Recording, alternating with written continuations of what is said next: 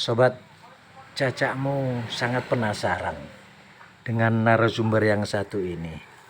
Dari sekian konten yang diunggah oleh Cacakmu atau channel Cacakmu, rasanya yang menarik ini cerita tentang Abah Nuril, yaitu pemilik peternakan perkutut di kawasan Berbek, Waru, Surabaya. Yang viewer dan yang nge-like itu berbeda dengan konten-konten sebelumnya. Kenapa? Mungkin karena judul ya, tapi mungkin karena kejujuran Abah Nuril, seorang mantan penarik ojek, kemudian gemar berhemat, kemudian semangatnya untuk hidup kembali, ingin membangun sebuah keinginan besar untuk menyenangkan orang lain. Maka beliau berani berhutang waktu itu. Berani berhutang setelah diberi kepercayaan teman-temannya untuk menggunakan dana membuat membeli rumah dan membuat pesantren. Dan salah satu pesantren yang agak unik di kawasan Waru ini adalah milik Abah Nuril, Nuril Anwar, Haji Nuril Anwar ya. Namanya pakai nama beliau yaitu Baitul Anwar. Rumah yang bercahaya. Ya, rumah yang bercahaya.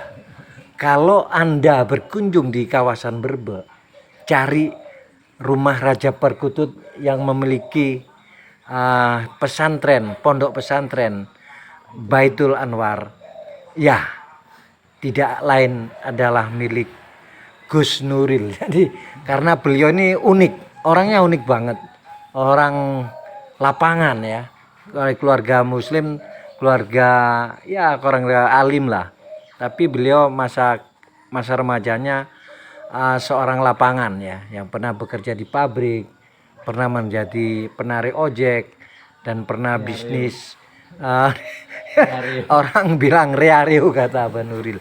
Jadi pernah berbisnis macam-macam, tapi beliau sekarang di usia yang sudah mau uzur, mau 60 ya, 50. Mau 50, beliau fokus bahwa menurut Rasulullah orang yang cerdas itu memikirkan setelah matinya. Nah, Abah Nuril ketika ketemu Cacakmu mengatakan semua orang pasti mati dan sudah siapkah kita untuk mati. Makanya Abah Nuril ini menginspirasi Cacakmu. Akhirnya ikutlah melakukan perjalanan ke Ngawi, membuktikan apa betul cerita Abah Nuril ini benar-benar punya lahan bisnis perkutut yang tidak sekedar di Surabaya. Ternyata betul di Ngawi. Desa apa ini, Pak? Wadungan Simo. Di Wadungan Simo Ngawi ada tempat transit, kandang transit. Ini belum kandang yang sebenarnya ini. Belum. Ini transit peternakannya. Peternakan. Ini peternakan transit ini. Tapi juga ada yang beranak pinak di sini ya. Dari indukannya itu. Transit yang ngendokan itu juga manak ada. Produksi.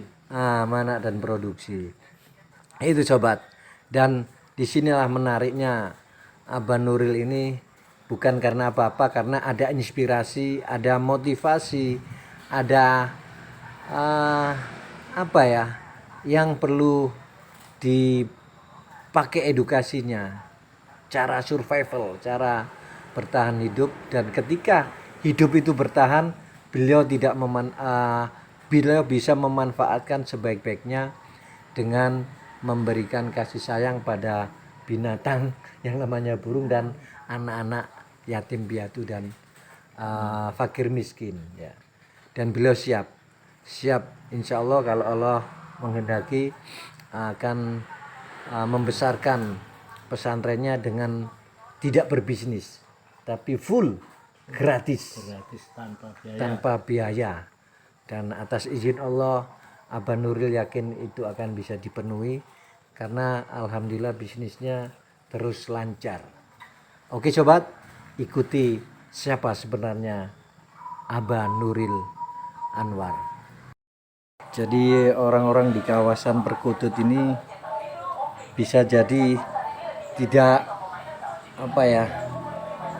tidak kentara kalau yang punya Raja Gotut Aban Nuril itu juga memiliki pesantren yang luar biasa bagus ya bangunannya di kawasan Berbek di desa Waru ya, di daerah Waru Sidoarjo. Jadi Aban Nuril sekarang sudah mulai fokus ini di sisa hidupnya untuk menyenangkan khususnya anak-anak yatim piatu. Ngoten nggih, Pak. Kalih gak mampu. Dan Anak-anak anak-anak yang nggak tidak mampu. mampu. Kenapa, Pak? Karena di Masa cerita kecil, riwayat. masa kecil itu orang tua saya kan juga orang nggak mampu, dan saya 5 bersaudara. Kebetulan kakak saya yang pertama, yang ketiga dan ketiga itu diikutkan orang. Untung saya yang tidak. Saya nggak diikutkan orang, saya dirawat orang tua saya sendiri. Dan kebetulan alhamdulillah atas doa orang tua saya, tirakate orang tua lah. Nek donga muga anak akhirnya saya yang bisa berhasil di dunia bisnis. Ya akhirnya saya cita-cita ingin buat pondok dan saya gratiskan semua. Saya utamakan anak-anak yatim dan anak-anak yang nggak mampu, yang ingin anak masih kecil punya cita-cita ingin sekolah di SL Sanawi atau alias dan ingin kuliah ya. Maka dari itu saya akan menolong semampu saya. Dari semampu saya alhamdulillah. Saya merawat hampir 10 sampai 12 orang itu tidak ada masalah atas keuangan, barang juga lancar. Karena tiap anak-anak ini sudah bawa rezeki sendiri. Ya alhamdulillah walaupun jual putut itu ya laku terus jadi gitu. Jadi walaupun saya punya anak didik mungkin banyak, cita-cita saya Pak ya, cita-cita ya ingin punya yang banyak, tapi Allah yang menentukan. Ya, Ya, ya. saya akan berdoa. Berarti tidak terukur nih, Pak ya. Tidak terukur. Ya. Saya gratiskan semua. Susah nggak, Bah, Apa? mencari santri? Padahal sih gratis ini ya. Nggak mudah ternyata, Pak. Enggak mudah Pak, karena anak-anak yatim itu tiap wilayah itu sudah Dia- banyak, ada yang yang donatur, ada yang ngomong ya, royoan gitu. karena ya ingin ya makanya tak posting di Facebook seluruh Indonesia. Mungkin kalau ada saya siap, kalau nggak punya biaya untuk mengantar saya bisa mengganti biayanya. Itu nawaitunya sampai kuliah atau gimana, Pak? Kepengennya sampai kuliah, saya nolong dari kecil. Kalau SMA aja saya rasa sia-sia. Jadi kalau anaknya ingin kuliah ya tak kuliahkan biar bisa berhasil.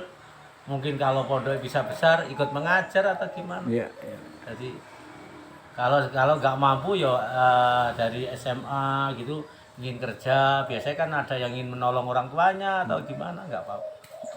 Dan itu semua keluarga pendukung ya, Pak ya?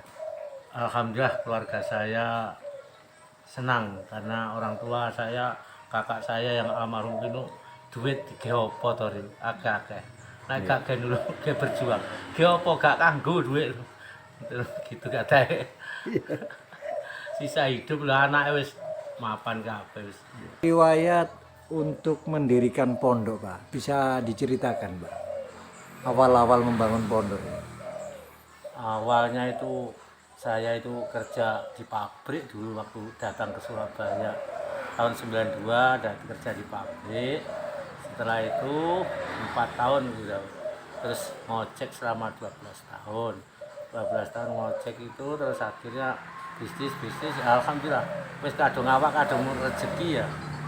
Diutangi tanah orang, kok nyicil sak ikhlase, kok sak isone nyicil. Karena aku karo usaha, alhamdulillah tanah bisa lunas, bisa bangun. Akhirnya sertifikatnya tak masukkan di bank untuk beli lagi. Jadi kalau Allah memberi rezeki wis nggak ada ukurnya, kalau ngasih langsung nggak tahu, nggak bisa diceritakan secepat itu. Tapi orang bilang katanya wah ini tuyul gitu, tapi tak terserah orang arani, yang penting saya buat berjuang demi agama untuk membahagiakan orang gitu, niat saya gitu. Dan asli rezeki dari Allah ya Pak. Iya, titipan dari Allah. Apapun kalau banyak-banyak ya gitulah, sama aja. Ya. Terus sistem di pondok ini pengajarnya apakah Abah Nuril juga ikut mengajar atau gimana? Saya misalnya cuma Al-Quran, kalau kitab itu ada sendiri. Jadi pengajarnya kebetulan itu walaupun cuma anaknya dikit, pengajar saya ini pengajarnya ada 4. Jadi dari cuma masih dapat santri 12, tapi pengajarnya sudah ada 4. Dan langsung tangani ahlinya. Enggak apa-apa, wes yang penting bapak saya dulu ya guru ngaji, jadi mangane ya tukang ngaji, akhirnya ya saya sing mau ngajar ya tak apa tak suruh ngajar. Saya fokus di cari donatur aja. Saya yang bagian bisnis cari uang aja untuk biaya. Gitu. 4 pengajar itu ustadz ustazah. Ustadznya ada 3, ustazah 1. Untuk ngajar apa aja Pak? Kalau tajwid ada Al-Quran, terus untuk kerokan apa? Untuk akhlak. Jadi yang ustazah itu akhlak, biar anak itu jadi akhlaknya baik, sopan santun gitu. Terus yang kitab ada sendiri, kalau maghrib sama isya ada kitab dari alumni dari Jember, Pondokan Jember. Terus untuk hafid Quran Belum hafalannya? ada. Belum. Masih saya cari hafiz Quran, tapi kalau hafid itu harus nginep di situ, Pak. Kalau nggak nginep karena sistem jam nggak bisa. Karena menghafal Al-Quran itu kudu malam, Ada setoran apa ya? kudu tenang. Jadi mungkin kalau ada hafal Quran mau ikut untuk membantu, saya sanggup membiayai hidupnya. Tak siapkan kamar juga, tak siapkan tempat tinggal, tak siapkan. Supaya anak-anak bisa hafal Quran. Supaya anak-anak, cita-cita saya gitu, menolong sampai bisa sukses. Gak nolong terus barcul, kalau enggak saya sebelum berhasil iso kerja atau iso enggak tak boleh pulang. Dan dididik entrepreneur ya Pak? Iya. Sebagai bisnismen ya? Apa aja itu yang dia? Ya pokoknya kemampuan skill anak itu gimana, nanti kan kalau agak besar udah tahu sendiri. Jadi itu senengane hobi ini tak jak. Kemudian saya itu modal punya, insya Allah, karena cara utang bank barang ya selalu dipercaya. Aku mau dodang ini lah, nek bekas anak didik saya dijak bisnis, insya Allah pasti jujur, karena sudah dari saya dari kecil, dari tak didik podo karo ki wis anakku sendiri. Sebagai Raja Kutut Pak, apakah anak-anak santri juga diarahkan bisnis ini? Ya kalau kemampuannya sing hobi kutut ya tak jak kutut. Kan, dari sekian itu ada yang hobi? Ya ada, sekarang yo tak jak bantu-bantu merawat biar senang dulu. Nek wis seneng itu gampang. Iya, nah, kutut itu cari uang gampang ya. Jualannya gampang. Apalagi sudah passionnya ini ya. Sudah menguasai. Iya. Jadi harapan dengan pesantren ini bukan sekedar ingin mendidik anak-anak hanya untuk belajar berakhlakul karimah Pak ya. Tapi punya ilmu yang bisa untuk bermanfaat untuk Jadi, masyarakat luas. Besok kalau lulusan dari saya mudah-mudahan bisa bermanfaat, berguna, dan bisa kalau dia seandainya menjadi ustadz ya ustadz yang baik itu biar jadi asalnya itu di sing ngomong sopo biar tahu sendiri. Pak, kembali kepada soal religi Pak ya. Abah ini kan juga sebagai penarik ojek, kemudian bisa dituruti Allah dalam doa-doanya. Itu doa di mana yang mustajab Pak? Katanya sering ke kuburan juga. Saya itu kalau menangis dulu Pak, waktu cari makan susah itu, nggak ada pilihan lain di makam orang tua saya. Di makam itu ya. Iya. Dan ziarahnya orang biasa kan malam Jumat dan sore itu Pak ya. Kalau apa lain ini? Kalau kan saya posisikan di Surabaya, Tapi kan pulang ke Kediri kan sewaktu-waktu, jadi tiap malam Jumat waktu ke Kediri itu mampir di makam gitu, dijak sama kakak saya. Dan makamnya malam ya Pak ya? Jam Kalau- 12. Kalau saya itu Ziarah. senang malam. Lu orang biasa kan takut Pak ke kuburan malam. Kok Kalau- panjenengan Karena hobi? karena saya sudah dulu waktu terjepit ekonomi, nggak ada pilihan lain, nggak ada takut, Nggak ada takut. nggak ada takut sama sekali. Ada misteri di kuburan Pak ketika malam itu. Kalau malam ada, Ada ya Pak ya? ada. Boleh diunggah Pak? Ya kadang suara gitu, Gondorwo gitu. nggak tahu tadi nggak kelihatan, cuma suara, cuma mungkin ngetes, ya apa Nyali. nyali nih, ulang takut wah. Enggak mengkirik Pak. Ya wis wong terjepit ekonomi nggak mau apa Enggak lagi. kudu Melayu Pak. Itu apa itu disarankan oleh gurunya Abah Nuril atau pikirannya sendiri? Saya ya wis nggak ada pilihan lain, mau apa lagi, ekonomi susah. Kudu ziarah kubur ke orang tua ini. Ya berdoa njaluk nang wong tua baik dine oleh dikabulno.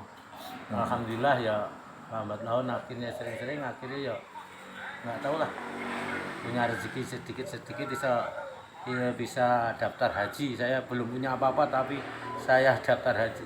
Iya. Haji sama ibu saya gitu. Bener, dari haji itu mulai terkabulkan doa-doanya Pak. Setelah pulang dari Mekah itu kok usaha apapun kok gampang. Bahkan sekarang dilulu sama Gus Zul Pak ya. Sekarang nggak niat tapi rezeki datang sendiri terus. Iya, iya. Ya rasa syukurnya buat Abah Nuril dengan cara mengemong anak-anak orang. Pingin punya anak didik yang banyak lah. Ya. Cita-cita di Dan bermanfaat selalu membahagiakan orang lain Pak. iya, sisa hidup saya ya saya untuk itu. Karena ya apalagi yang dicari, rumah ya sudah banyak, mobil ya sudah banyak. Untuk siapa lagi Pak? Tidak dititipkan pada anak-anak ya. Iya, Oke Pak, matur nuwun. sama-sama. Assalamualaikum warahmatullahi wabarakatuh.